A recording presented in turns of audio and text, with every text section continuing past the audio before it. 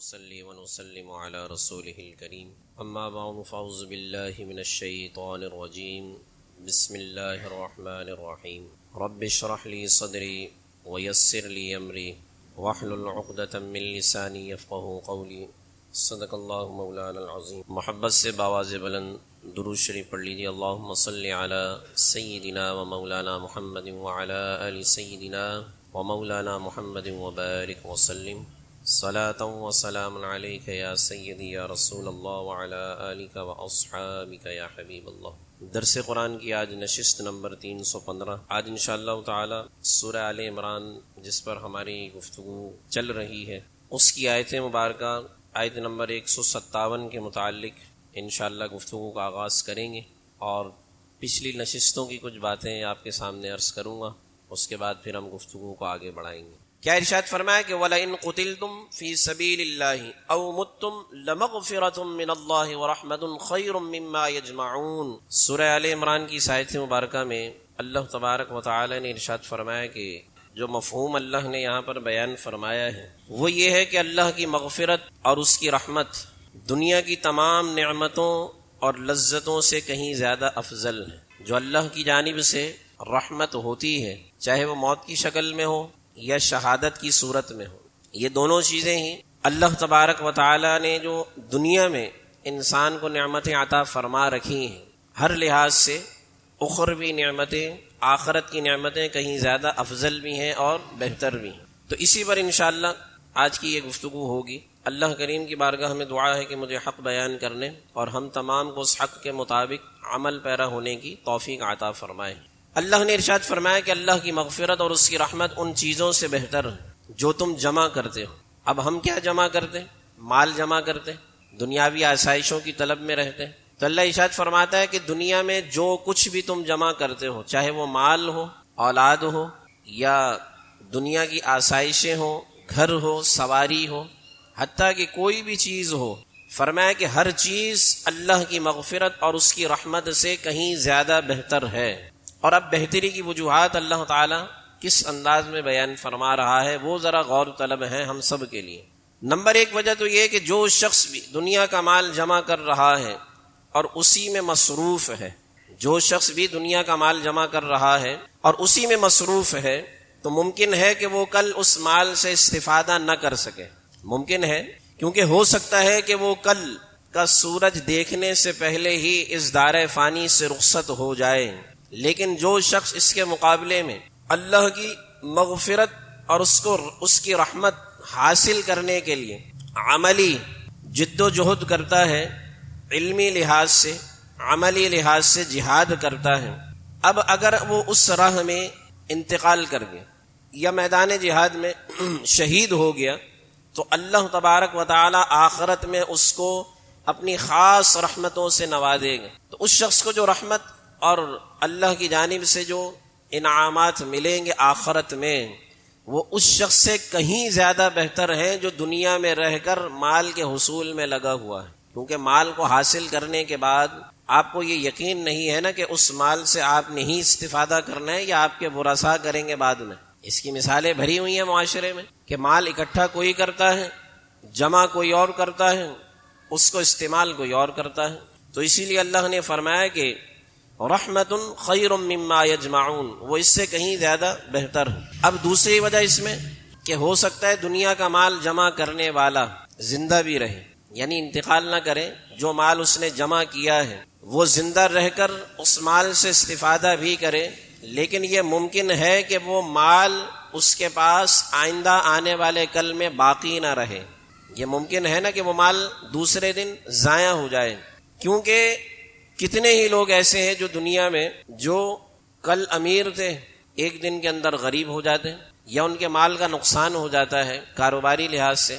تو اللہ تعالیٰ ارشاد فرما رہا ہے کہ جو مال تم جمع کر رہے ہو، اگر تمہیں موت نہ بھی آئے، پہلے درجے میں تو یہ ارشاد فرمایا نا کہ انسان اگر انتقال کر جائے تو وہ اس مال سے استفادہ نہیں کر سکتا، ان نعمتوں سے استفادہ نہیں کر سکتا۔ تو انسان کے لیے زیادہ بہتر کیا ہے کہ انسان آخرت کی تیاری کرے، اللہ کی مغفرت اور اس کی رحمت کی جانب انسان زندگی گزارے، وہ زیادہ بہتر۔ پہلے درجے میں تو یہ بتایا گیا۔ دوسرے درجے میں یہ بتایا گیا کہ اگر انسان کو موت نہ بھی آئے تب بھی یہ ممکنات میں سے ہے کہ اس کا مال ہی ضائع ہو جائے، یعنی زندہ ہے لیکن جو حاصل کردہ مال ہے وہ مال اس کے پاس باقی نہ رہے۔ تو کتنے لوگ ایسے ہیں جو صبح امیر ہوتے ہیں اور شام کو غریب ہو جاتے ہیں، تو ان کا مال کسی وجہ سے ان کے ہاتھ سے نکل جاتا ہے، لیکن اس کے مقابلے میں جو آخرت کی نعمت ہے وہ جب اللہ تعالیٰ کسی کو عطا فرما دے گا، تو قرآن میں اللہ نے کئی مقامات پر یہی الفاظ ارشاد فرمائے کہ جو شخص جنت میں چلا گیا تو پھر وہ اس میں ہمیشہ رہے گا، یعنی آخرت کی نعمت ملنے کے بعد اس نعمت کے ضائع ہونے کا خوف ہے ہی نہیں۔ دنیا کی نعمت تو ملی نا، مال کی شکل میں ملی، اولاد کی شکل میں ملی، گھر کی شکل میں ملی، سواری کی شکل میں ملی، تو ان تمام نعمتوں کے پس پشت ایک خوف ذہن میں یہ منڈلا رہا ہوتا ہے کہ یہ نعمت ضائع ہو سکتی ہے، کبھی بھی چھن سکتی ہے، کبھی بھی یہ نعمت انسان سے زوال کا شکار ہو جائے گی۔ سب سے بڑھ کر انسان کی اپنی نعمت جو انسان کی جسمانی نعمتیں ہیں، صحت ہو گئی، جوانی ہو گئی، ہر نعمت کو دنیا میں زوال، انسان جوان ہے نا تو انسان کے پاس ساری آسائشیں موجود ہیں، تب بھی انسان اپنی جوانی کو، اپنی قوت کو، اپنی جسمانی قوت کو ایک جگہ روک نہیں سکتا۔ کتنی آسائشیں، وہ ادویات کھاتا رہے، وہ فروٹ کا استعمال کرتا رہے، اور جو نیچر والی چیزیں ہیں وہ انسان استعمال کرتا رہے، تب بھی دنیا کا قانون یہ ہے کہ اللہ نے یہ قانون بنایا ہے کہ ہر نعمت کو زوال، جوانی آئے گی تو وہ بڑھاپے کی طرف جائے گی، مال آئے گا تو وہ آہستہ آہستہ ختم ہو جائے گا۔ اس میں بس ایک صورت کیا ہے کہ مال کو آپ کس طرح بڑھا سکتے ہیں کہ اللہ سے تجارت کریں، اللہ کی بارگاہ میں قرض حسنہ دیں۔ قرض حسنہ کس طرح دیں کہ اس کی راہ میں خرچ کریں، جب اس کی راہ میں خرچ کریں گے، اس کے بندوں پر خرچ کریں گے تو اللہ بدلے میں زیادہ عطا کرے گا۔ لیکن اس کے علاوہ نعمت کو زوال دنیا میں ہوتا ہی ہے، لیکن اس کے مقابلے میں جو آخرت کی نعمت ہے، اللہ نے جا بجا قرآن میں ارشاد فرمایا کہ خالدین فیہا، خالدین فیہا، خالدین فیہا، یہی الفاظ کئی مقام پر اللہ نے بیان فرمایا، جس کا مقصد اور مفہوم کیا ہے کہ جب بھی کوئی جنتی جنت میں گیا تو پھر وہ اس میں ہمیشہ رہے گا۔ اللہ جنت سے بندے کو نکالے گا نہیں، اور جب جنت میں چلا گیا تو گویا جنت کی نعمتیں بھی اسے مل گئی نا، تو ہر نعمت سے بندہ استفادہ کرے گا، جنت کی نعمتوں کو زوال نہیں۔ تو اللہ یہی ارشاد فرما رہا ہے کہ جو بھی کچھ دنیا میں تم جمع کرتے ہو، اس کے مقابلے میں اللہ کی مغفرت اور اس کی رحمت کہیں زیادہ بہتر ہے۔ تو سمجھداری کس بات میں کہ آخرت کی خیرات ختم نہیں ہوتی۔ اللہ نے فرمایا کہ باقی رہنے والی نیکیاں تمہارے رب کے پاس جو ہیں وہ دنیا سے کہیں زیادہ اچھی ہیں۔ جو نعمتیں دنیا میں تمہارے پاس ہیں وہ نعمتیں ختم ہو جائیں گی، لیکن آخرت کی نعمتیں کبھی ختم نہیں ہوں گی۔ تیسرے درجے پر یہ فرمایا کہ ہو سکتا ہے کہ دنیا کا مال جمع کرنے والا، پہلے درجے میں کیا تھا کہ اگلے دن ہو سکتا ہے انتقال کر جائے، دوسرے درجے میں کیا تھا کہ زندہ رہے، ہو سکتا ہے اس کا جمع کیا ہوا مال ضائع ہو جائے۔ اب تیسرے درجے میں یہ ہے کہ جو جمع کرنے والا مال ہے اور جمع کرنے والا انسان بھی زندہ ہے اور مال بھی باقی ہے، لیکن کل کوئی ایسی آفت یا کوئی مصیبت اس پر آ جائے کہ وہ اس مال سے استفادہ نہ کر سکے۔ جیسے کئی مالدار افراد آپ نے دیکھے ہوں گے، اگر نہیں دیکھیں تو اسپتالوں میں جا کر دیکھ لیں، لیکن اس کے لیے آپ کو پرائیویٹ اسپتال جانا پڑے گا۔ گورنمنٹ اسپتالوں میں تو ہم جیسے غریب غربا ہی آپ کو ملیں گے نا، پرائیویٹ اور مہنگے اسپتال آپ جائیں، وہاں پر آپ امیروں کا حال دیکھیں ذرا جا کر، لاکھوں روپیہ ان کے پاس، لاکھوں کیا کروڑوں روپیہ ان کے پاس ہے، لیکن ایسی کوئی مصیبت یا آفت میں مبتلا ہو گئے کہ ڈاکٹر کہتا ہے کہ صرف اتنا کھانا ہے آپ نے، یا اتنا لکوڈ آپ نے استعمال کرنا ہے پورے دن میں، اس سے زیادہ آپ نہ کھا سکتے ہیں نہ پی سکتے ہیں۔ ایسے ہی بعض بیماری کسی کو آ گئی کہ اے سی میں آپ نہیں بیٹھ سکتے، کوئی ایسی بیماری انسان کو لاحق ہو گئی، اب اے سی کا معاملہ تو امیر آدمی کے لیے لازم و ملزوم والا ہے نا، غریب آدمی تو کہتا ہے کہ پنکھا چلتا رہے یہی بہت ہے میرے لیے، لیکن امیر کہتا ہے کہ اے سی ہونا چاہیے، گاڑی میں بھی اے سی، دفتر میں بھی اے سی، گھر میں بھی اے سی، حتیٰ کہ ڈیفینس کے گھر آپ جا کے دیکھیں تو وہاں تو باتھ روم میں بھی اے سی لگے ہوئے، وہاں کے باتھ روموں کا حال بھی ہے۔ تو اب کوئی ایسی بیماری اس کو آ گئی کہ وہ اس ہوا کو اس کا جسم برداشت نہیں کر پا رہا ہے، ممکن ہے نا، تو اب زندہ بھی ہے، مال بھی ہے، لیکن ایسی کوئی آفت یا مصیبت اس پر آ پڑی ہے کہ اب وہ جب تک زندہ ہے وہ اللہ کی نعمتوں سے استفادہ نہیں کر پا رہا۔ یعنی صرف خوراک کی ہی مثال آپ لے لیجئے نا، کہ مخصوص خوراک ڈاکٹر کہتا ہے کہ صرف اتنی اتنی خوراک آپ نے کھانی، اور ہم انسان ہمارا معاملہ یہ ہے کہ اللہ کی منع کردہ چیزوں سے ہم نہیں بچتے، لیکن ڈاکٹر جس چیز سے منع کر دے اس سے ہم رک جاتے ہیں۔ یہ انسان کی پستی ہے یا نہیں؟ ڈاکٹر اگر ہمیں کہے نا کہ ٹھنڈا پانی نہیں پینا تو ہم نہیں پیئیں گے، لیکن اللہ ہمیں فرما رہا ہے کہ حرام نہیں کھانا، ہم کھا رہے ہیں، حرام نہیں پینا، ہم پی رہے ہیں، باقی آپ خود سمجھدار ہیں۔ تو اب یہ ہے کہ انسان زندہ بھی ہے، مال بھی موجود ہے، لیکن ایسی کوئی مصیبت اس پر آن پڑی ہے کہ وہ اس سے استفادہ نہیں کر سکتا، تو اللہ ارشاد فرما رہا ہے کہ جو کچھ تم جمع کرتے ہو ہمارے پاس جو تمہارے لیے آخرت میں ہے وہ اس سے کہیں زیادہ بہتر ہے۔ چوتھے نمبر پر، اگر کوئی مصیبت نہ بھی آئے، زندہ بھی ہے، مال بھی باقی ہے، کوئی مصیبت بھی نہیں آئی، تب بھی دنیاوی لذتوں کے ساتھ ہزاروں پریشانیاں لگی رہتی۔ دیکھیں ایک بات سمجھ لیجئے، مال کے حصول میں ہم لگے رہتے ہیں، ہر انسان کا اپنا اپنا تجربہ ہوتا ہے۔ میں اپنا تجربہ آپ کے سامنے عرض کروں، جو لوگوں کے احوال دیکھ کے یا خود کچھ سمجھ کے میں نے آپ کے سامنے عرض کر رہا ہوں کہ دیکھیں ہر چیز، ہر نعمت اپنے ساتھ کوئی نہ کوئی پریشانی بھی لے کر آتی ہے، جس کو آپ آزمائش کہہ لیں۔ مال کی سب سے بڑی پریشانی پتہ ہے کیا ہے؟ کہ مال جب انسان کے پاس آتا ہے نا، چونکہ مال کے بارے میں قرآن میں 2 سے 3 مقامات پر اللہ نے یہ بیان فرمایا ہے کہ مال فتنہ ہے۔ فتنہ یعنی آزمائش۔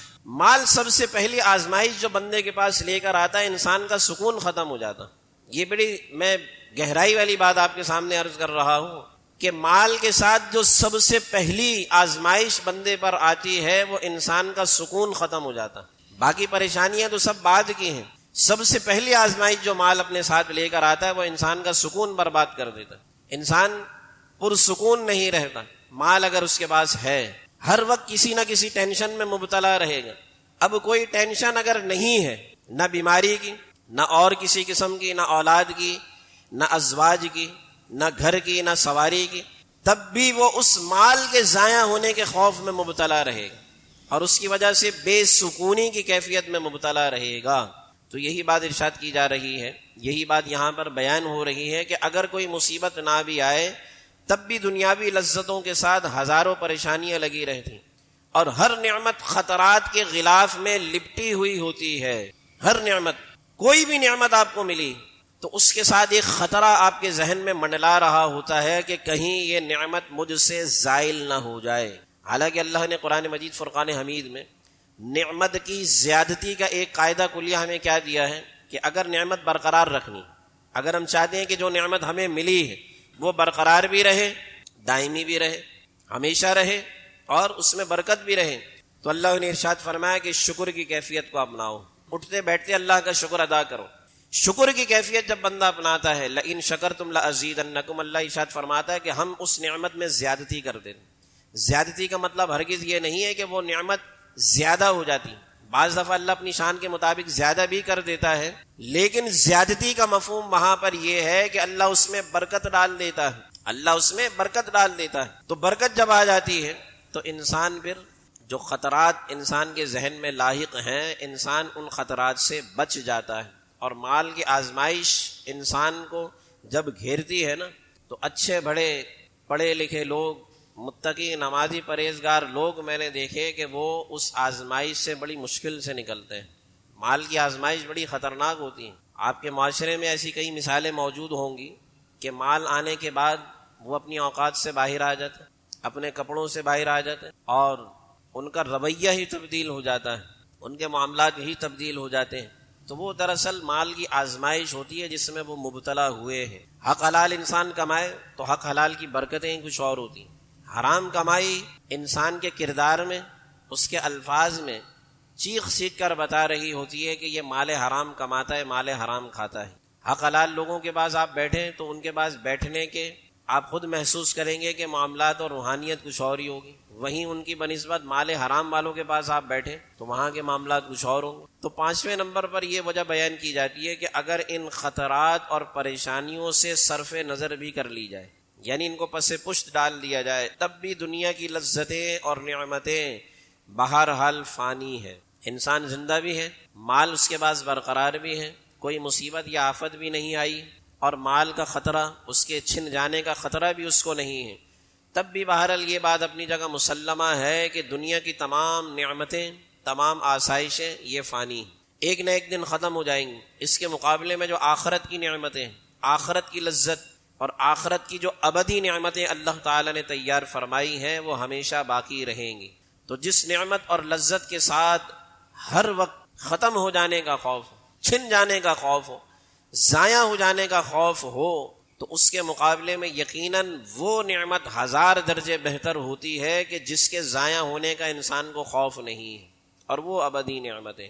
یہ 5 وجوہات ہیں جو اللہ تعالیٰ نے پچھلی آیت مبارکہ آیت نمبر 157 میں ارشاد فرمایا. کیا ارشاد فرمایا کہ وَلَئِن قُتِلْتُمْ فِي سَبِيلِ اللَّهِ أَوْ مُتْتُمْ لَمَغْفِرَةٌ مِّنَ اللَّهِ وَرَحْمَةٌ خَيْرٌ مِّمَّا يَجْمَعُونَ. اللہ ارشاد فرماتا ہے کہ اگر تم اللہ کی راہ میں قتل کیے جاؤ یا تم انتقال کر جاؤ تو البتہ اللہ کی مغفرت اور اس کی رحمت ان چیزوں سے بہتر ہے جو تم جمع کرتے ہو. یہاں پر یہ آیت مبارکہ ختم ہو گئی. اگلی آیت مبارکہ وَلَئِن مُتُّمْ أَوْ قُتِلْتُمْ لَإِلَى اللَّهِ تُحْشَرُونَ، جس میں مفسرین نے دوزخ سے نجات اور جنت کی طلب کی بات کی. اللہ ارشاد فرماتا ہے نا کہ وَلَئِن مُتُّمْ أَوْ قُتِلْتُمْ، یعنی تم اگر انتقال کرو، اپنی موت انتقال کرو یا میدان جہاد میں شہید کر دیے جاؤ، لَإِلَى اللَّهِ تُحْشَرُونَ، ہر دونوں صورتوں میں تمہیں اللہ کی بارگاہ میں ہی پیش کیا جائے گا. لَإِلَى اللَّهِ تُحْشَرُونَ. اب یہاں پر علماء کرام نے دوزخ سے نجات اور جنت کی طلب کی بات کی. یہ بڑا اہم نقطہ میں آپ کے سامنے عرض کرنے جا رہا ہوں. اس معاملے میں بعض مدعیان محبت جو دعوی محبت کرتے ہیں نا اللہ سے یا حضور سید عالم صلی اللہ علیہ وآلہ وسلم سے، وہ عجیب و غریب بات کرتے ہیں اس کے مقابلے میں. اور بعض نعت خواہ ہمارے نعت خواہ ایسے اشعار پڑھتے ہیں کہ جس میں جنت کو حقیر بتایا جاتا ہے اور مدینہ کی عظمت کو بڑھایا جاتا ہے. اور ہمارے سنی عوام نعرے لگا کر جیب سے گڈی نکالی اور نچھاور کر دی. پڑھنے والا بھی جاہل، سننے والے تو ان سے بڑے جاہل، کیونکہ اگر سننے والے جاہل اس سے بڑے نہ ہوتے تو اس کو اس مقام پر بٹھاتے کیوں. تو اب میں حدیث مبارکہ کی روشنی میں دلائل سے بات کرتا ہوں. میری عادت ہے میں ادھر ادھر کی بات نہیں کرتا، دلیل سے. اور جو احادیث مبارکہ میں آپ کے سامنے عرض کروں گا نا دلائل کے ساتھ، قرآن کی آیت مبارکہ، قرآن کی آیات بھی اس بات کی گواہ ہیں. تو ایسے لوگوں سے اپنا دامن بچایا کریں، ایسے جاہل نعت خوانوں کو مت بلایا کریں جو آپ کے ایمان کو بھی خطرے میں ڈال رہے ہیں اور پھر سن کر ایک عجیب و غریب غلط فہمی اور خوش گمانی میں مبتلا کر دیا ہے نا آج کل سنی عوام کو، کہ بندہ نعت وہ اشعار سن کے اپنے آپ کو پتہ نہیں کس جھاڑ پر چڑھا لیتا ہے اور سمجھ رہا ہوتا ہے کہ میرا تو مقام اتنا بلند ہے، بھائی میں تو عاشق رسول ہوں، میرا تو مقام اتنا بلند ہے، میں یہاں کیا کر رہا ہوں، میرا تو مقام اتنا بلند ہے. تو اب سنیے حضور سید عالم صلی اللہ علیہ وآلہ وسلم نے دوزخ سے نجات اور جنت کی طلب میں کس طرح دعائیں کی. اور سب سے بنیادی چیز دعوی محبت کرنے والوں کو یہ سمجھنا چاہیے کہ حضور علیہ الصلاۃ والسلام کا آخری مسکن ہے کیا ہے، مدینہ ہے یا جنت ہے. حضور علیہ الصلاۃ والسلام کا آخری اور ابدی مسکن جنت ہے نا. اور خود حضور علیہ الصلاۃ والسلام نے 12 مرتبہ جنت کی طلب کی دعا کی اور 12 مرتبہ دوزخ سے نجات کی دعا اللہ کی بارگاہ میں کی. تو اب حضور علیہ الصلاۃ والسلام خود جس مقام پر جانے کی دعا کر رہے ہوں، اور یہ آج کا محبت کا دعویٰ کرنے والا چاہے وہ نعت خواہ ہی کیوں نہ ہو یا اس نعت خواہ کو سننے والا جاہل سامعین ہی کیوں نہ ہو، تو وہ یہ کیسے تصور کر سکتے ہیں کہ مدینہ افضل ہے اور جنت حقیر ہے مدینے کے مقابلے میں. اب آپ سنیے حدیث مبارکہ. سیدنا ابو ہریرہ رضی اللہ عنہ بیان کرتے ہیں کہ میں نے سنا رسول اکرم صلی اللہ علیہ وآلہ وسلم نماز میں یہ دعا کرتے تھے، نماز میں یہ دعا کرتے تھے، کر رہے تھے اور کرتے تھے میں فرق پتہ ہے نا آپ لوگ؟ اگر آپ کی اردو تھوڑی ماشاءاللہ ہے صحیح تو کر رہے تھے اور کرتے تھے میں فرق تو پتہ ہی ہوگا. کیا فرق ہے؟ کر رہے تھے کا مطلب ایک دفعہ کیا، کرتے تھے کا مطلب یہ اس کو ماضی استمراری کہتے ہیں. اس کی گرامر کی لینگویج میں ماضی استمراری یعنی مسلسل جو کام کیا جائے ماضی میں استمرار مسلسل کیا جائے نا اس کو ماضی استمراری کہتے. تو کر رہے تھے کا مطلب ایک دفعہ کیا. سیدنا ابو ہریرہ رضی اللہ عنہ عرض کرتے ہیں کہ حضور علیہ السلام یہ دعا کرتے تھے. کرتے تھے کا مطلب اکثر کرتے تھے. وہ دعا کیا تھی؟ اے اللہ میں قبر کے عذاب فتنہ دجال، زندگی اور موت کے فتنے سے اور جہنم کی گرمی سے تیری پناہ مانگتا ہوں۔ اب دعا قبر کے عذاب سے، اب آپ اس میں یہ اندازہ نہ لگائیں کہ دیکھیں حضور علیہ الصلوۃ والسلام نے اکثر و بیشتر دعائیں امت کی تعلیم کے لیے کی ہیں۔ اللہ نے تو اپنی رحمت سے آپ کو عذاب قبر سے بھی محفوظ رکھا ہے نا، آپ امام الانبیاء ہیں، عذاب قبر کا تصور تو نبیوں سے ہو ہی نہیں سکتا نا۔ لیکن اب حضور علیہ الصلوۃ والسلام اس دعا کا اہتمام اس لیے کر رہے ہیں تاکہ امتیوں کے لیے اس میں یہ سبق ہو کہ جب میں کر رہا ہوں تو امتی تو پھر بدرجہ اولا کریں گے نا۔ نمبر 1 عذاب قبر سے، فتنہ دجال سے، جہنم کی گرمی سے، زندگی اور موت کے فتنے سے، یعنی زندگی کے فتنے سے بھی یا اللہ تیری پناہ مانگتا ہوں، اور موت کے وقت جو شیطان فتنے میں مبتلا کرتا ہے یا اللہ میں اس سے بھی تیری پناہ مانگتا ہوں۔ ایک دعا یہ ہوگی۔ حضرت انس بن مالک رضی اللہ عنہ بیان کرتے کہ رسول اکرم صلی اللہ علیہ وآلہ وسلم نے فرمایا، یہ حدیث تو مجھے بہت ہی پیاری لگتی، بہت ہی پیاری، نسائی شریف کی حدیث ہے اور اکثر میں اس موضوع پر بیان کرتا ہوں، آپ بھی اپنا یہ معمول بنائیے۔ حضور علیہ السلام نے کیا ارشاد فرمایا کہ جس شخص نے 3 مرتبہ اللہ سے جنت کا سوال کیا، 3 مرتبہ کہ یا اللہ مجھے جنت عطا فرما، پھر سوال کیا یا اللہ مجھے جنت عطا فرما، پھر تیسری مرتبہ بھی سوال کیا کہ یا اللہ مجھے جنت عطا فرما، تو اب جب 3 دفعہ یہ دعا کر لیتا ہے تو پھر جنت اس کے حق میں دعا کرتی ہے کہ یا اللہ اس بندے کو میرے اندر داخل فرما دے۔ پہلے تو بندہ دعا کر رہا تھا، 3 دفعہ دعا کرنے کے بعد پھر جنت اللہ کی بارگاہ میں دعا کرتی ہے کہ یا اللہ جو میری طلب کی دعا کر رہا ہے نا تو اس کو میرے اندر داخل فرما دے۔ اب یہاں ختم نہیں ہوتی بات، یہاں ختم نہیں ہوتی۔ ایسے رحمت للعالمین نبی ہیں ہمارے، ایسے رحمت سے بھرپور الفاظ آپ نے امتیوں کے لیے بیان فرمائے، اب ہم اس سے استفادہ نہ کریں تو یہ تو ہماری کمزوری ہے نا، ہم اس سے استفادہ نہ کریں۔ اس کے برعکس حضور علیہ السلام ارشاد فرما دیں کہ جس نے 3 مرتبہ دوزخ سے پناہ مانگی، جہنم سے پناہ مانگی کہ یا اللہ مجھے جہنم سے پناہ عطا فرما، یا اللہ مجھے نار جہنم سے پناہ عطا فرما، یا اللہ مجھے نار جہنم سے پناہ عطا فرما، تو حضور علیہ السلام ارشاد فرماتے ہیں کہ جب تیسری مرتبہ بندہ مومن دعا کر گزرتا ہے تو پھر دوزخ اللہ کی بارگاہ میں دعا کرتی ہے کہ یا اللہ اس بندے کو مجھ سے پناہ عطا فرما دے، جو مجھ سے پناہ کی دعا کر رہا۔ یہ نسائی شریف کی حدیث۔ تو اب بتائیے کہ حضور علیہ الصلوۃ والسلام نے اس پر خود عمل نہیں کیا ہوگا؟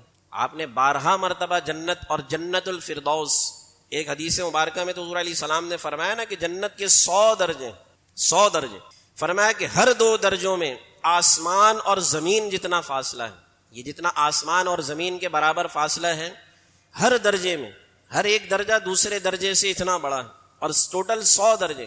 اور ارشاد فرمایا کہ فردوس سب سے بلند درجہ ہے جنت کا، فردوس فرمایا سب سے بلند درجہ ہے، اس سے جنت کے 4 دریا بہ رہے ہیں، اس درجے سے، فردوس سے۔ تو حضور علیہ السلام ارشاد فرماتے ہیں کہ جب بھی جنت کا سوال کرو نا اسی فردوس کا سوال کیا گیا۔ اب دیکھیں حضور علیہ الصلوۃ والسلام کتنے احسن انداز میں اپنے امتیوں کو بتا رہے ہیں کہ ایک تو جنت کا سوال کرنا ہے، اور پھر جنت کا سوال بھی جب کرنا ہے تو کس جنت کا سوال کرنا ہے یہ بھی حضور علیہ السلام بتا رہے ہیں۔ ایک اور حدیث مبارکہ کہ حضرت انس رضی اللہ عنہ بیان کرتے ہیں کہ رسول اکرم صلی اللہ علیہ وآلہ وسلم یہ دعا بہت زیادہ کیا کرتے ہیں۔ اے اللہ، یہ دعا کیا تھی کہ یا اللہ ہمیں دنیا میں اچھائی عطا فرما اور آخرت کی اچھائی بھی ہمیں عطا فرما اور ہمیں دوزخ کے عذاب سے بچا لے۔ ٹھیک ہے۔ عبداللہ بن مسعود رضی اللہ عنہ کی روایت کہ رسول اکرم صلی اللہ علیہ وآلہ وسلم کی دعاؤں میں یہ دعا بھی تھی کہ یا اللہ، یہ الفاظ آپ سنیے، بڑے قابل غور الفاظ ہیں۔ حضور علیہ الصلوۃ والسلام کی دعاؤں کی اگر بات کی جائے نا تو نسائی شریف میں پورا باب ہے جو امام نسائی نے بیان فرمایا، جس میں صرف حضور علیہ الصلوۃ والسلام کی زندگی کی دعاؤں کا بیان کیا گیا، اور ایسے ایسے الفاظ حضور علیہ الصلوۃ والسلام نے امت کو تعلیم فرمائے ہیں۔ آپ یقین کریں، آپ جو نماز، فرض، روزہ، یہ احکامات اپنی جگہ ہے نا، اس کے علاوہ ہم مصائب و آلام سے بچنے کے لیے بڑے بڑے اذکار کرتے ہیں، کبھی کوئی ذکر کر رہے ہیں، کبھی کوئی ورد پوچھ رہے ہیں کسی سے کہ وہی فلاں مصیبت ہے اس کے بچنے کا ورد بتا دیجیے، کوئی وظیفہ بتا دیجیے۔ ہمارے استاد محترم کہتے تھے کہ جو شخص بھی صرف ان دعاؤں کا اہتمام کر لے جو حضور علیہ الصلوۃ والسلام نے تعلیم فرمائی ہے نا تو پھر اس پر کوئی مصیبت آ نہیں سکتی۔ جیسے وہ ایک بڑی مشہور دعا ہے، حضرت عثمان رضی اللہ عنہ سے مروی کہ آپ وہ دعا پڑھا کرتے تھے، بسم اللہ الذی لا یضر مع اسمہ شیء فی الارض ولا فی السماء وهو السمیع العلیم، 3 مرتبہ صبح 3 مرتبہ شام میں، صبح سے مراد فجر اور شام سے مراد مغرب۔ آپ کو پتہ چلا کہ آپ کا جو سامان تجارت آ رہا تھا وہ ضائع ہو گیا، لوٹ لیا گیا یا ویسے ہی ضائع ہو گیا، تو آپ نے ارشاد فرمایا کہ نہیں، یہ خبر جھوٹی ہے۔ پھر تھوڑی دیر کے بعد سچی صحیح خبر جب آئی تو بتایا گیا کہ نہیں، واقعی وہ خبر جھوٹی تھی، آپ کا مال ضائع نہیں ہوا۔ تو اب خبر دینے والے کو بڑا تعجب ہوا کہ آپ کو یقین کیسے تھا۔ دیکھیں، دعائیں ہم بھی کرتے ہیں، دعائیں صحابہ کرام نے بھی کی، دعائیں حضور علیہ الصلوۃ والسلام نے بھی، لیکن کیا وجہ ہے کہ وہ اس دعا سے مطلوبہ ہدف حاصل کر لیتے تھے، لیکن ہم اتنا کچھ پڑھ کے بھی حاصل نہیں کر پا رہے۔ اس کی وجہ کیا ہے کہ ایک تو ہمارا توکل کمزور ہے، توکل یعنی اللہ کی ذات پر بھروسہ، ایمان کی کیفیت کمزور ہے، یقین کامل اس درجے کا نہیں جو صحابہ کرام کا تھا۔ آج بھی اگر اس درجے پر اپنا یقین کوئی لے جائے اور یقین کامل سے دعا کرے، بندے کی دعا قبول ہوتی ہے۔ تو اس نے سوال کیا کہ آپ کو اتنا یقین کیسے؟ آپ نے ارشاد فرمایا کہ یہی دعا، آپ نے ارشاد فرمایا کہ میں یہ 3 دفعہ صبح اور 3 دفعہ شام میں یہ دعا میں روز پڑھتا ہوں، اور اس دعا کے متعلق میں نے حضور سید عالم صلی اللہ علیہ وآلہ وسلم کی زبان اقدس سے سنا کہ جو شخص بھی اس دعا کا اہتمام کرے، صبح کے وقت 3 دفعہ پڑھے، تو فرمایا کہ شام ہونے تک سوائے موت کے اس کو کوئی چیز نقصان نہیں پہنچا سکتی، اور پھر جو شخص شام میں پڑھے تو صبح تک سوائے موت کے اس کو کوئی چیز نقصان نہیں پہنچا سکتی۔ تو بات یہ ہے کہ ہمیں بھی اگر یقین کامل کے ساتھ ہم دعا کریں تو اللہ تعالیٰ دعاؤں کو خوب سننے والا ہے۔ اب یہ روایت مبارکہ آپ سنیے، اس کے الفاظ سنیے۔ عبداللہ بن مسعود رضی اللہ عنہ سے روایت کہ رسول اکرم صلی اللہ علیہ وآلہ وسلم کی دعاؤں میں سے یہ دعا تھی کہ یا اللہ، ہم تجھ سے رحمت کے موجبات اور پختہ مغفرت کو طلب کرتے۔ پختہ مغفرت یعنی مغفرت کاملہ۔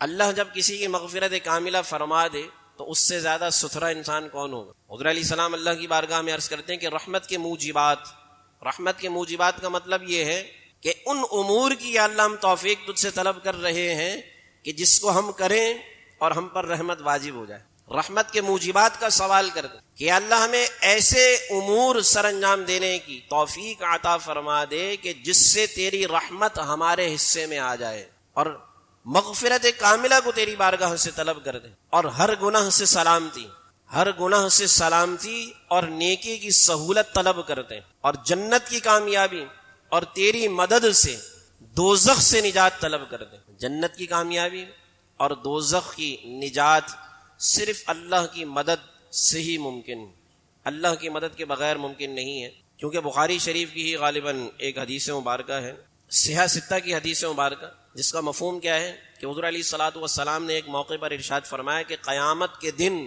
آج ہمیں اپنے اعمال پر بڑا تکبر ہوتا ہے نا، ابھی ہم نے رمضان گزارا تو ہم بڑے ایسے تھوڑے تھوڑے چوڑے چل رہے ہوں گے، شاید قمیض تھوڑی ٹائٹ ہو گئی ہو نا، ہم سوچ رہے ہوں گے کہ ہم نے تراویح بھی پڑھی، پھر تہجدیں بھی پڑھی، روزے بھی رکھے، نمازیں بھی پڑھی، تو تھوڑا ایک وہ ہوتا ہے نا، شیطان جب چھوٹ کر آئے گا تو وہ تھوڑا ہمیں عبادت کے تکبر میں تو مبتلا کرے گا نا، تو تھوڑا ہم سینہ چوڑا کر کے گھوم رہے ہوتے ہیں کہ ہم نے عبادت کی، پورا مہینہ ہم نے گزارا ہے عبادت میں۔ تو اب اس عبادت کا حال کیا ہے وہ سنیے۔ حضور علیہ الصلوۃ والسلام ارشاد فرما دے، ہماری عبادت تو خیر عبادت کی عین کو بھی نہیں پہنچتی، بڑی ناقص عبادت ہے۔ حضور علیہ الصلوۃ والسلام ارشاد فرماتے ہیں کہ قیامت کے دن، اب یہ حضور علیہ السلام اپنے متعلق ارشاد فرما رہے ہیں، تو آپ سوچیں کہ ہم اور آپ کسی گنتی میں ہیں یا نہیں۔ حضور علیہ السلام ارشاد فرماتے ہیں کہ قیامت کے دن بندہ صرف اللہ کی رحمت کی وجہ سے بخشا جائے گا، اپنے اعمال کی وجہ سے نہیں، اللہ کی رحمت کے سبب بخشا جائے گا، اپنے اعمال کی وجہ سے ہرگز نہیں بخشا جائے گا۔ یعنی کوئی شخص بھی قیامت کے دن اپنے اعمال کی وجہ سے جنت میں داخل نہیں ہوگا، مگر جس پر اللہ رحمت فرما دے۔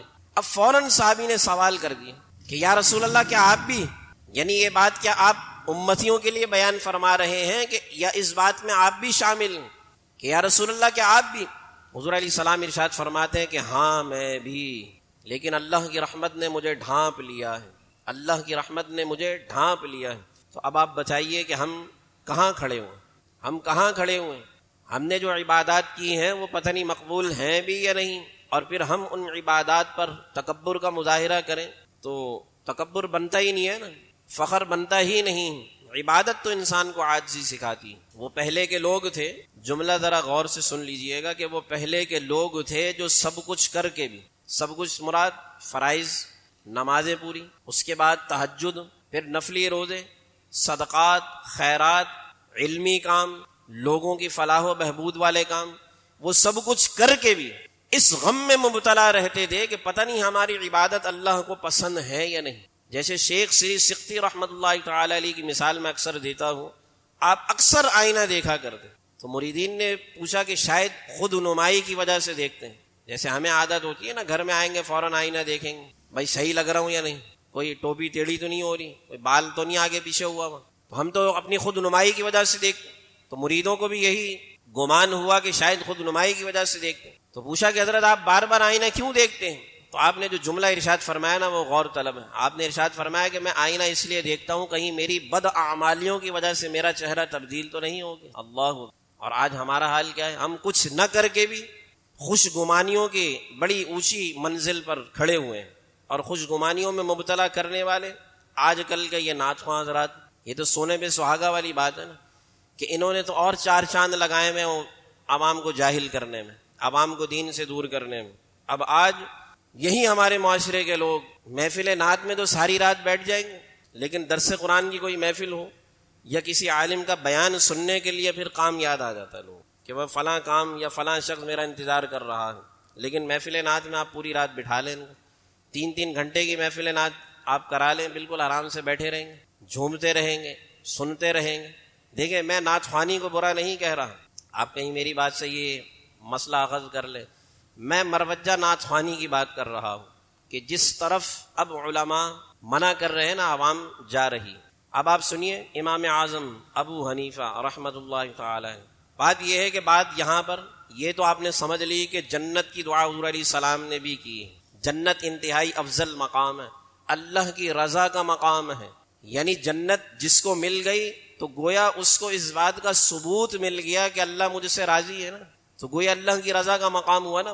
وہ حقیر کیسے ہو سکتا ہے؟ امام اعظم ابو حنیفہ رحمۃ اللہ تعالی علیہ کو کسی شخص نے دیکھ کر عاجزی ہو تو ایسی ہو نا. پھر اگر ہمیں کوئی کہہ دے جنتی تو ہم تو فوراً چوڑے ہو جائیں گے، ہم تو کہیں گے کہ یہ کیا بات کر رہے ہیں، لیکن اندر ہی اندر لڈو پھوٹ رہے ہوں گے کہ یہ ہمیں جنتی کہہ دیا اس نے. امام اعظم ابو حنیفہ رحمۃ اللہ تعالی علیہ کو کسی شخص نے کہا کہ یہ تو جنتی شخص ہے. اللہ اکبر. تو امام اعظم ابو حنیفہ زار و قطار رونے لگے اور ارشاد فرمانے لگے کہ میں جنت کے کہاں لائق. اللہ اکبر. یعنی آپ نے ارشاد فرمایا کہ ابو حنیفہ کی کیا اوقات ہے، جنت تو اتنا اعلیٰ مقام. یہ امام رئیس الفقہا جن کو کہا جاتا ہے، جنہوں نے فقہ کی بنیاد رکھی، فقہ کے مسائل جنہوں نے قواعد مزین کیے، ان کو کسی نے جنتی کہا. حالانکہ آپ ہیں، آپ نے دین کا اتنا کام کیا ہے، آپ ہیں، لیکن عجز و انکساری آپ دیکھیں. انسان کو اپنے بارے میں کبھی بھی غلط فہمی میں مبتلا نہیں ہونا چاہیے، اور خوش گمانی میں تو بالکل بھی نہیں. تو آپ نے زاروں قطار رونے لگے. آپ نے فرمایا کہ میں جنت کے کہاں لائق ہوں. اگر اللہ تعالیٰ نے مجھے دوزخ کے عذاب سے نجات دے دی نا، جنت میں داخل نہیں کیا، صرف دوزخ کے عذاب سے ہی نجات دے دی امام اعظم کو، یعنی اپنے بارے میں نعمان بن ثابت کو، تو کہتے ہیں کہ یہی اللہ کا مجھ پر بڑا کرم ہوگا، یہی اللہ کا مجھ پر بڑا کرم ہوگا. تو اب آپ اندازہ لگائیے کہ امام اعظم ابو حنیفہ رحمۃ اللہ تعالی رئیس الفقہا تابعی، اتنے بڑے امام اپنے آپ کو جنت کے قابل نہیں سمجھ رہے. لیکن آج کے زمانے کے صوفیہ، بعض صوفیہ اور بعض محبت کا دعویٰ کرنے والے جو معاذ اللہ جنت کو اپنے لائق نہیں سمجھتے، کہتے ہیں ہمیں تو مدینہ چاہیے، ہم تو مدینہ کی گلیوں میں گھومنا چاہتے ہیں. تو مدینہ کی عظمت یاد رکھیے حضور علیہ السلام کی وجہ سے ہے. مدینہ کی عظمت حضور علیہ السلام کی وجہ سے ہے، اور مدینہ کو اللہ نے مقام حضور کے قدموں کی برکت سے عطا فرمایا. ورنہ وہ پہلے تو یثرب تھا نا. یثرب یعنی یثرب کے لفظی معنی اگر آپ کتابوں میں دیکھیں نا، یثرب اس کو اسی لیے کہا جاتا تھا کہ جو بھی وہاں جاتا بیمار ہو جاتا. لیکن حضور جان عالم صلی اللہ علیہ وآلہ وسلم کے قدموں کی برکت ایسی اللہ نے اس مقام کو عطا فرمائے کہ اب جو جاتا ہے وہ شفا یاب ہو کر آتا. اور قیامت کی علامات میں سے حضور علیہ السلام نے یہ بات خاص طور پر ارشاد فرمائے کہ جب دجال کا فتنہ ہوگا نا، جب دنیا بھر میں کفر پھیل چکا ہوگا، تو اس فتنے کو بھی یہ جرت نہیں ہوگی کہ وہ مدینہ کے اندر داخل ہو سکے. اور مدینہ کے بارے میں حضور علیہ السلام نے ارشاد فرمایا کہ مدینہ کی مثال بھٹی کی طرح ہے، کہ جس طرح زنگ آلود لوہے کو جب آپ بھٹی میں رکھتے ہیں تو بھٹی اپنی گرمائش کی وجہ سے اس کا زنگ دور کر دیتی ہے، فرمایا کہ مدینہ کی مثال بھی ایسی ہے کہ بندہ گناہوں سے آلود ہو کر وہاں پر آئے تو اللہ نے اس مقام کو یہ عظمت عطا فرمائی کہ وہ پھر پاک اور صاف ہو کر جاتا ہے۔ یہ ساری فضیلتیں اپنی جگہ ہیں، یہ سارے فضائل، یہ سارے کمالات مدینہ المنورہ کے جو ہیں وہ اپنی جگہ ہیں، لیکن اس کے باوجود بھی ان تمام فضائل و کمالات میں افضل جنت کا مقام ہے۔ ہاں، خاص اس مقام کی اگر بات کریں کہ جہاں پر حضور سید عالم صلی اللہ علیہ وآلہ وسلم کا جسد اقدس ہے، موجود ہے، اب اس کے بارے میں سن لیجیے۔ کہتے ہیں کہ بعض مدعیان محبت کہتے ہیں کہ ہم کو تو مدینہ چاہیے، جنت نہیں چاہیے، پھر اس پر بڑے نعرے لگتے ہیں، لوگوں کی جیبیں خالی ہوتی، اور پھر نعت خواں بھی دیکھتا ہے کہ جس شعر پر جیب خالی ہو رہی ہے وہ بار بار اس شعر کو پڑھے گا، بار بار پڑھے گا، بار بار پڑھے گا، اور پھر ہمارے یہی معاشرے کے لوگ، اصل میں افسوس پتہ ہے کس بات کا ہوتا ہے؟ افسوس اس بات کا نہیں ہے کہ یہ نعت خوانوں پر خرچ کر رہے ہیں، ان کا اپنا پیسہ بھائی جہاں مرضی خرچ کریں، آپ یہ نہیں سوچیں کہ یار علماء کو افسوس کیوں ہے، یا میری بات کریں کہ امام صاحب کو اس بات کا دکھ کیوں ہو رہا ہے، شاید امام صاحب کو نہیں مل رہے، اس بات کا دکھ ہے۔ کہنے والا تو کہہ سکتا ہے نا، زبان پہ کوئی پابندی نہیں ہے نا کسی کی، افسوس کس بات کا؟ میرے اپنے تجربے کی بات ہے، انہی لوگوں کے پاس جو لاکھوں روپے محافل پہ خرچ کرتے ہیں، جب انہی لوگوں کے پاس دین کے تعلیمی کام کے لیے جائے، مدارس کے کام کے لیے جب آپ جائیں، یا کتابوں کے حوالے سے جب آپ ان کے پاس جائیں گے تو پہلی تو بات ہے ملاقات بڑی مشکل سے ہوگی، اور اگر ملاقات ہو جائے گی تو ہزاروں روپے دیں گے، وہاں لاکھوں روپے خرچ کر رہے ہیں، یہاں آپ کو چند ہزار دے کر تنخواہ دیا جائے گا۔ ورنہ زیادہ تر تو ایسا ہوتا ہے کہ یہ افراد جو اسلام کی بقا جس میں ہے نا، دیکھیں مدارس اسلام کے قلعے ہیں، جس معاشرے میں، جس اسلامی معاشرے میں مدارس کھڑے ہوئے ہیں نا، تو سمجھ لیں وہ اسلامی معاشرہ پروان چڑھے گا ہی چڑھے گا، اس کو آپ روک نہیں سکتے۔ لیکن جس معاشرے میں مدارس زب و حالی کا شکار ہو، تنگ دستی کا شکار ہو، آپ مدارس کی حالت تو ذرا جا کر دیکھیے، نامور جو مدارس ہیں ان کی بات میں نہیں کر رہا، وہاں پر تو نام سے ہی چندے آ رہے ہیں نا، جیسے بڑے بڑے مدارس دارالعلوم امجدیہ ہو گیا، یا اسی طرح دارالعلوم نعیمیہ ہو گیا نا، مفتی منیب الرحمان صاحب، تو اب ان کے نام سے ہی ماشاءاللہ عطیات لوگ دیتے ہیں۔ لیکن اس کے علاوہ جو چھوٹے چھوٹے مدارس آپ دیکھیں نا، تو وہاں پر بڑی تنگ دستی ہے، وہاں کے جو مسافر طلبہ ہوتے ہیں نا، روز بیچارے دال کھا رہے ہیں، روز دال کھا رہے ہیں۔ اب آپ مجھے بتائیے کہ متوسط درجے کا جو آدمی آپ کے اس معاشرے میں رہنے والا ہے نا، وہ بھی روز دال نہیں کھاتا، وہ بھی روز دال نہیں کھاتا، اس کو بھی مختلف آئٹم میسر ہوتے ہیں، لیکن یہ آپ کے دین جو آپ کی خاطر دین کے حصول میں لگے ہوئے ہیں نا، وہ بیچارے روز دال کھا رہے ہیں۔ ہم نے بھی دالیں کھائی ہیں روز۔ تو کہنے کا مقصد یہ ہے کہ مدارس کا حال بڑا برا ہے، حالانکہ یہ آپ لوگوں کے لیے، آپ کی نسلوں کے لیے یہ علماء تیار ہو رہے ہیں، اس لیے کہ یہ علماء اگر تیار ہونا بند ہو جائیں یا مدارس کو تالے لگا دیں تو یہ ناتھواں آپ کو دین سکھائیں گے۔ یہ تو جو دین آپ نے سیکھا ہوا ہے اس کو بھی اجاڑنے میں تلے ہوئے ہیں نا، یہ تو آپ کو تو ڈائریکٹ جنت کے دروازے پر لے جا کے کھڑا کر دیں۔ آنکھیں بند کر لیجیے، مدینے کا تصور کر لیجیے، سنہری جالیوں کے سامنے آپ کو پہنچا دیتے ہیں تصور میں۔ نماز کی بات نہیں کرتے، روزے کی بات نہیں کرتے، تعلیم کی بات نہیں کرتے، نعرے لگواتے ہیں۔ تو یہ حال میں دیکھ رہا ہوں کہ اس سے معاشرہ صرف خرابی کی طرف جا رہا ہے۔ ہاں، اگر نعت خوانی سے لوگ دین کی طرف راغب ہو رہے ہوتے تو یقیناً ہم بھی اپریشیٹ کرتے، لیکن ہم نے ان 10-20 سالوں میں دیکھا کہ نعت خوانی سے بجائے لوگ دین کے اور قریب ہونے کے، عملی اعتبار سے دین سے دور ہو گئے، عملی اعتبار سے عقائد میں کمزور ہو گئے۔ ہمارے سنی عوام عقائد میں کتنے کمزور ہو گئے۔ تو اب سن لیجئے کہ وہ کہتے ہیں کہ بعض مدعیان محبت ہم کو مدینہ چاہیے، جنت نہیں چاہیے، اور مدینے کے مقابلے میں جنت کو حقیر جانتے ہیں، لیکن وہ یہ غور نہیں کرتے کہ مدینہ کی عظمت اور محبت اس وجہ سے ہے کہ وہ رسول اکرم صلی اللہ علیہ وآلہ وسلم کا مسکن ہے، لیکن عارضی مسکن ہے، لیکن عارضی مسکن ہے، کیونکہ عارضی مسکن آپ کا مدینہ المنورہ میں ہے اور دائمی مسکن آپ کا جنت ہے، دائمی مسکن آپ کا جنت ہے، عارضی مسکن مدینہ المنورہ ہے۔ تو اگر حضور علیہ الصلوۃ والسلام کے مسکن ہونے کی وجہ سے ہمیں مدینہ محبوب ہے تو اس اعتبار سے بھی جنت زیادہ محبوب ہونی چاہیے، کیونکہ عارضی مسکن کے مقابلے میں جو دائمی مسکن ہے وہ زیادہ افضلیت والا ہوگا نا، ہوگا یا نہیں؟ یہ بھی ملحوظ خاطر رہنا چاہیے کہ رسول اکرم صلی اللہ علیہ وآلہ وسلم خاص جس مقام پر آرام فرما ہے وہ جنت کا ہی ٹکڑا ہے، وہ جنت کا ہی ٹکڑا ہے۔ کیسے؟ حضور علیہ الصلوۃ والسلام نے ارشاد فرمایا کہ میرے ممبر اور میرے حجرے کے درمیان، جس کو آپ کیا کہتے ہیں، اس ٹکڑے کو کیا کہتے ہیں آپ؟ ریاض الجنہ کہتے ہیں نا، کہتے ہیں یا نہیں؟ ریاض الجنہ۔ اور وہاں پر وہ حدیث مبارکہ اللہ تعالیٰ آپ کو وہاں کی زیارت بالواسطہ عطا فرمائے۔ بلا واسطہ تو آپ تصاویر میں، ویڈیوز میں آپ دیکھ لیں گے، ممبر کے ساتھ ایسے بنا ہوا، اوپر وہ حدیث مبارکہ لکھی ہوئی عربی میں۔ اس کا مفہوم یہ ہے کہ حضور علیہ السلام نے ارشاد فرمایا کہ میرے ممبر اور جو حجرہ عائشہ تھا جس میں حضور علیہ السلام آرام فرمائے، آپ نے ارشاد فرمایا کہ میرے ممبر اور حجرے کے درمیان کا جو حصہ ہے وہ جنت سے لایا گیا، وہ جنت کا ہی حصہ ہے۔ اور حضور علیہ السلام نے ارشاد فرمایا کہ وہ جنت کے باغات میں سے ایک باغ کا ٹکڑا ہے۔ تو گویا اب اس نظریے کو آپ ذہن میں رکھیں تو اس اعتبار سے بھی دیکھا جائے تو گویا حضور علیہ الصلوۃ والسلام اس وقت بھی جنت میں ہے، اس وقت بھی حضور علیہ الصلوۃ والسلام جنت میں ہیں۔ اور یہ مشہور حدیث مبارکہ ہے، وہ حدیث لکھی ہوئی ہے، آپ تصاویر میں دیکھ لیجئے، وہ حدیث آپ کو مل جائے گی ریاض الجنہ کے بالکل اوپر عربی میں لکھی ہوئی ہے۔ تو گویا ان کے نزدیک بھی وہ حدیث معتبر ہے۔ وہ حدیث مبارکہ یہی ہے کہ حضور علیہ السلام نے ارشاد فرمایا کہ میرے محراب تھا جہاں حضور علیہ السلام نماز ادا فرمایا کرتے، وہاں سے لے کر حضور علیہ السلام جس مقام پر آرام فرمائے ہیں تو آپ نے ارشاد فرمایا کہ یہ جنت کے باغات میں سے ایک باغ ہے۔ تو اب حضور علیہ السلام اس وقت بھی جس مقام پر ہیں تو گویا وہ جنت کا ہی ایک ٹکڑا ہے۔ تو یہ آپ کا عارضی مسکن ہے اور جنت کا ٹکڑا ہے۔ آپ کا جو ابدی مسکن ہے، ابدی اور دائمی مسکن، جس میں آپ پھر ہمیشہ رہیں گے قیامت قائم ہونے کے بعد، وہ دائمی مسکن آپ کا جنت ہی ہے۔ تو قیامت کے بعد بھی جنت میں ہوں گے۔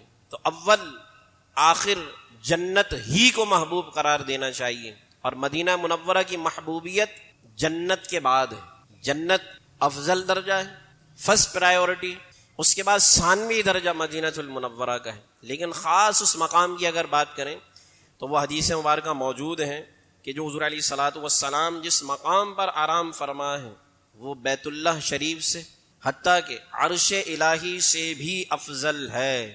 خاص وہ مقام جس مقام پر حضور علیہ الصلوۃ والسلام آرام فرما ہے۔ اور پھر حضور علیہ السلام نے یہ تو بات واضح فرما دی ہے کہ وہ جنت کے باغوں میں سے ایک باغ ہے۔ میں نے کوئی بات قرآن سے ہٹ کے نہیں کی، کوئی بات حدیث سے ہٹ کے نہیں کی۔ پھر بھی اگر کسی کو بری لگے تو وہ اپنی سوچ کا علاج کرے، ٹھیک ہے۔ بات یہی ہے کہ ایسے ناتخوانوں سے اپنا دامن بچائیے، علماء کی صحبت اختیار کریں۔ میں آپ کو پسند نہیں تو کوئی بات نہیں، میں تو اپنے آپ کو عالم شمار بھی نہیں کرتا، میں تو علماء کی جوتیاں سیدھی کرنے والا ہوں۔ علماء کی جوتیوں میں جو خاک لگی ہوتی ہے میں اس خاک برابر بھی نہیں ہوں۔ تو آپ جو اچھے عالم دین ہیں ان سے اپنا تعلق جوڑیے، علماء کی صحبت اختیار کیجیے، کیونکہ حضور علیہ الصلوۃ والسلام نے عالم کے ساتھ جڑنے میں ہی بھلائی بتائی۔ اور وہ حدیث مبارکہ کبھی بھی مت بھولا کریں کہ جب حضور علیہ الصلوۃ والسلام مسجد نبوی میں تشریف لائے نا تو دو گروہ بنے ہوئے تھے صحابہ کرام، ایک گروہ کی شکل میں ایک الگ جگہ بیٹھے ہوئے تھے، ایک الگ جگہ بیٹھے ہوئے تھے۔ اس سے ایک تو یہ پتہ چلتا ہے کہ نعت خوانی اور ذکر کی محفل اس کا درجہ کیا ہے، اور تعلیم کی محفل جیسے یہ درس قرآن کی نشست ہو رہی ہے اس کا درجہ حضور علیہ السلام کے بارگاہ میں کیا ہے۔ تو ہمیں اپنی پرائیورٹی اس لحاظ سے طے کرنی ہے، ہمیں اپنی ترجیحات کے حضور کو کیا پسند ہے۔ ہم کہتے ہیں نا ہمیں حضور سے محبت ہے، تو ہمیں پھر یہ بھی دیکھنا ہے کہ جن سے ہم محبت کرتے ہیں ان کو کیا پسند ہے۔ جو ان کو پسند ہے اگر وہی پسند ہماری ہو جائے تو پھر ہم محبت کے دعوے میں سچے ہیں، ورنہ جو ان کو پسند ہے وہ ہمیں پسند نہیں ہے تو پھر ہمارا دعویٰ ہی جھوٹا ہے۔ تو اب حضور علیہ السلام مسجد نبوی میں تشریف لائے تو ایک صحابہ کرام کی جماعت ذکر الہی کر رہی، ذکر اللہ میں مصروف تھی، اور دوسری جماعت جو تھی وہ تعلیم میں ایک دوسرے کو مسائل سکھانے میں مصروف تھی، قرآن و حدیث کے مسائل پر بات چیت کر رہے۔ تو حضور علیہ الصلوۃ والسلام نے اس جماعت میں بیٹھنا زیادہ پسند فرمایا کہ جہاں پہ تعلیم کی بات ہو رہی ہے، تعلیم کی بات ہو رہی ہے۔ تو آپ بھی جب کسی محفل میں جائیں نا تو کوئی آپ کے پاس دعوت نامہ آئے تو آپ یہ لازمی پوچھا کریں کہ بھائی کس عالم دین کا بیان ہے، اور ہمارے یہاں پھر اگر بیان ہو بھی 4 گھنٹے کی نعت خوانی میں 10 منٹ کا بیان کوئی معنی نہیں رکھتا، 20 منٹ کا، 40 منٹ کا، 4 گھنٹے کی آپ نے نعت خوانی کروائی، مختلف نعت خوانوں سے نعت پڑھوائی، اور اس درمیان میں اور وہ بھی معذرت کے ساتھ، میں نے خود محفلوں میں جا کے دیکھا ہے نا، وہ درمیان میں ٹائم ایسا رکھا جاتا ہے کہ کسی بڑے نعت خواہ نے آنا ہوتا ہے نا، تو اس کا جو ٹائم آنے کا جو ہوتا ہے اس ٹائم کو کور کرنے کے لیے بیچ میں بیان رکھ دیں، ہوتا ہے ایسا، یہ میں نے خود محفلوں میں دیکھا۔ تو یہ بھی عالم کی توقیر نہیں بلکہ ایک عالم دین کی تحقیر ہے اس میں، کہ آپ نے نعت خواہ کی آمد کا جو ٹائم تھا نا اس کو کور کرنے کے لیے آپ نے کہا کہ حضرت آپ بیٹھ جائیے، پھر کان میں پہلے ہی ہوتا کہ حضرت 20 منٹ ہے آپ کے پاس، 20 منٹ 30 منٹ، تو اب جس معاشرے کا یہ حال ہوگا نا تو پھر وہاں پہ نعت خواہ تو پیدا ہوتے ہیں۔ میں نے ایک دفعہ جمعے کے دن بھی یہ سوال کیا تھا، سوال میں نے کیا کیا تھا کہ آج ہمارے معاشرے کے لوگ اپنی اولادوں کو نعت خواہ تو بنانا چاہتے ہیں لیکن عالم بنانے کے لیے تیار نہیں۔ یہ بالکل حقیقت کا آئینہ میں آپ کو دکھا رہا ہوں، ہمارے معاشرے میں ایسے افراد موجود ہیں۔ میں نے سوال کیا تھا لوگوں سے، تو نعت خواہ بنانے کے لیے تو تیار ہیں، پیسہ زیادہ ہے اس میں، لیکن عالم دین بنانے کے لیے تیار نہیں۔ بہرحال ہمارا کام تو یہ ہے کہ ہم لوگوں کی اصلاح کے لیے بولتے رہیں، اب کسی کو برا لگے اچھا لگے، ہم نے اپنا کام کرنا ہے۔ اللہ تعالی ایمان کی سلامتی کے ساتھ اعمال صالحہ کی توفیق عطا فرمائے۔ وآخر دعوانا ان الحمد للہ